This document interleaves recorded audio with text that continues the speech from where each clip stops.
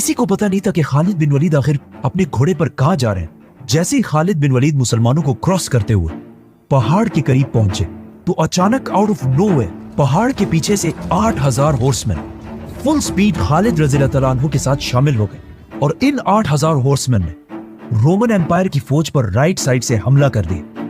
अब इसका किसी को पता नहीं था। जंग से एक रात पहले ही खालिद बिन वलीद ने इन 8000 हॉर्समैन को इस पहाड़ के पीछे भेजा था और इन्हें ऑर्डर्स दिए थे कि जब तुम मुझे अपने घोड़े पर फुल स्पीड भागता हुआ देखो तो यही तुम्हारा हमला करने का सिग्नल है।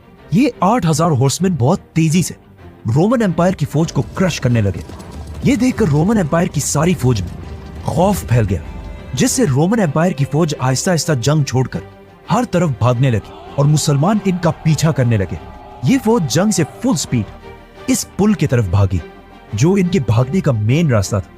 लेकिन जैसे ही ये फौज पुल के करीब पहुंची उन्होंने देखा कि यहां भी पहले से मुसलमान फौज का एक डिवीजन खड़ा है और इन्हें भी एक रात पहले खालिद बिन वलीद ने इस फौज से छुपाकर पीछे ब्रिज के पास खड़ा किया था। मतलब खालिद बिन वलीद की कैलकुलेशंस इतनी पावरफुल थी कि उन्हें पता था कि ये जंग तो मैं जीत जाऊंगा, लेकिन जंग हारने के बाद जब रोमन्स भागेंगे तो मैं इन्हें भागने भी नहीं दूंगा। और कहा जाता है कि जब खालिद बिन वलीद ने यह मंजर देखा तो उन्होंने थोड़ी देर के लिए अपनी आंखें बंद की और अल्लाह का इस अजीम फतह पर शुक्रिया अदा किया और फिर अपनी आंखें खोलकर सबसे पहले पूछा कि वाहान किधर है। तो उन्हें बताया गया कि वाहान तो यहां से भाग चुका है। तो खालिद बिन वलीद भी फुल स्पीड उसके पीछे गए और कुछ ही देर में उसे पकड़कर मार दिया।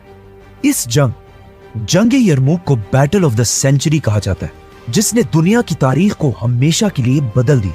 क्योंकि इस जंग से पहले शाम और इस सारे इलाके में लोग ग्रीक और अरामीक जबान बोला करते थे, लेकिन इस जंग के बाद अगर आज तक देखा जाए तो यहाँ के लोग अपनी जबानें छोड़कर आज अरबी जबान बोलते हैं। और ये इलाका शाम, जो एक जमाने में क्रिश्चियनिटी का सेंटर हुआ करता था, आज पूरा का पूरा मुसलमान है।